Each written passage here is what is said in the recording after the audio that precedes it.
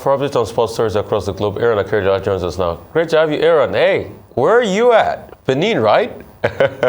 Yes, I am in Benin. I must actually tell you, Rufai, good morning to you. Morning. And good morning to you, Doctor.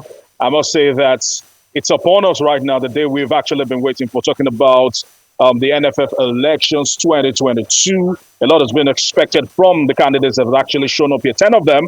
I remember before that, we actually spoke about the fact that there was an ex parte injunction stopping this particular election from holding here in Benin City, but that has been cleared up by the Court of Appeal in Abuja. That has actually given the NFF and several candidates the opportunity to come and vie for positions into the electoral board of the Nigeria Football Federation. We have quite a number of them, 10 of them to be very precise, and over 20 will be jostling for other positions within the board. And more importantly, there is just one woman in the midst of all this. The venue is actually set, and more importantly, guests are beginning to arrive, talking about the presidential candidates for this particular election. And at the moment, security is very, very tight here because we have the police, the DSS, and not forgetting the army, all gracing this particular event with the hopes of ensuring that they can nip any security lapses in the board.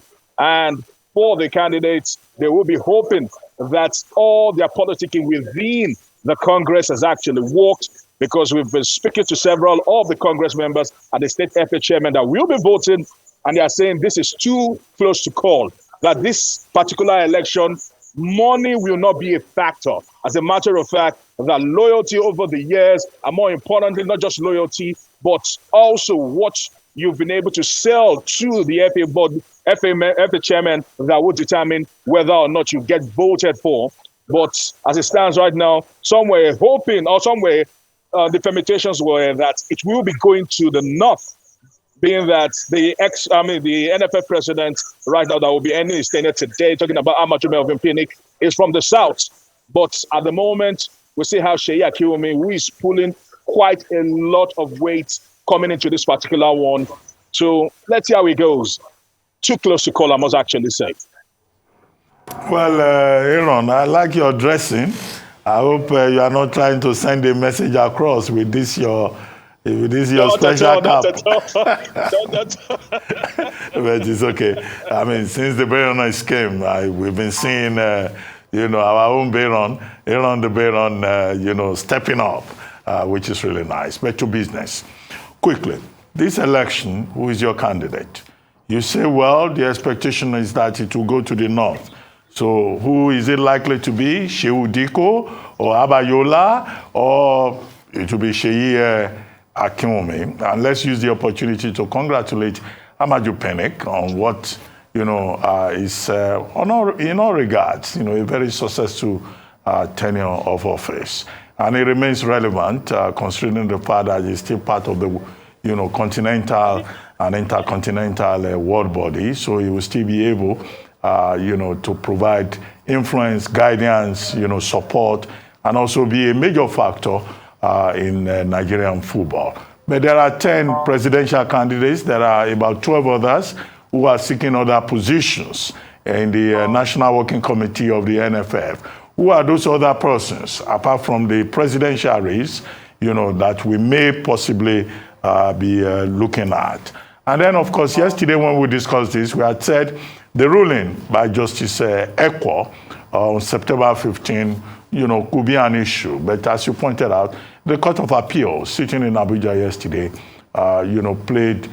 placed a stay of execution on that injunction, that had been given, ordered by the Court of Justice Ekwo. So, okay, it's a legal and valid process that is going on there with the Court of Appeal, a court of higher jurisdiction, having vacated the earlier order. Yeah. But, to the question, what are your expectations? Now, so coming into this, I must actually say that Amajume Phoenix still remains a very relevant individual and personality in not just in Nigerian football, because of his position within CAF and within FIFA and his closeness to the president of FIFA, talking about Gianni Infantino.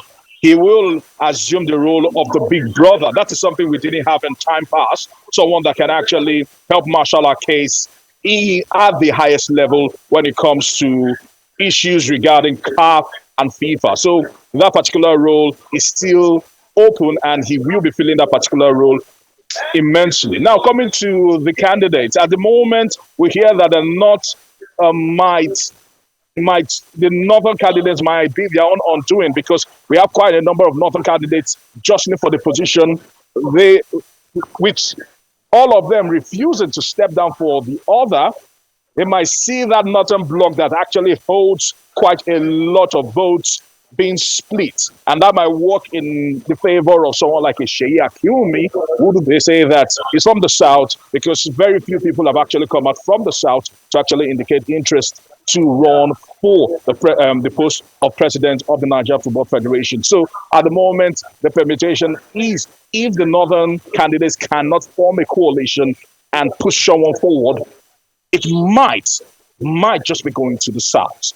But for now, let's see how it goes. The only man that is assured of a position within the ranks of the board of the Nigeria Football Federation right now is Ahmed Fresh, Alhaji Ahmed Fresh, because he's the only one that picked up a ticket. Only one that picked up a form for the position of chairman for the board. He's going unopposed, so he's the only one guaranteed of the position as we speak. The rest of them would have to wait with better breaths. See, Aaron, real quickly, I'm just concerned about handing over and those agreements signed, because we know how business agreements signed. It's really because of the personality of the person that was incumbent. Are we sure that most of this good work Amaju Pinnick did do to get those agreements on board, anybody that emerges, how is that continuity going to be like?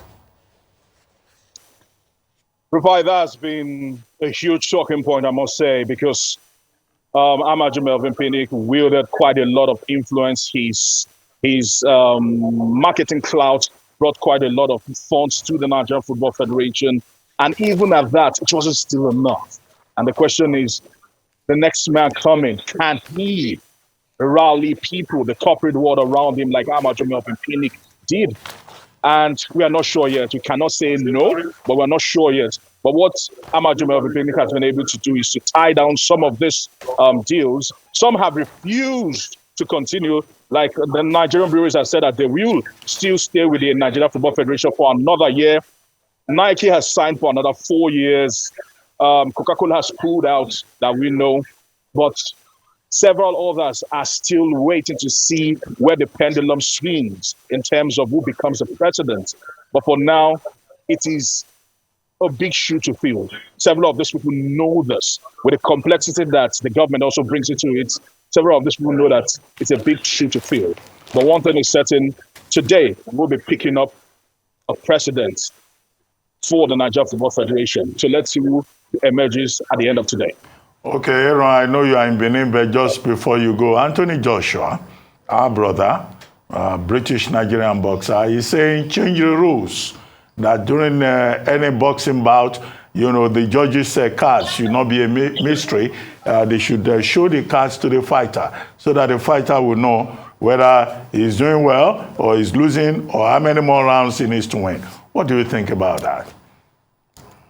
All right. At the moment, Anthony Joshua has been making several propositions. I don't think the BBO of C will be looking into them in the immediate. But he has also said about ensuring that the scores that are being put out by the judges been made live while the boxing bout is actually going on.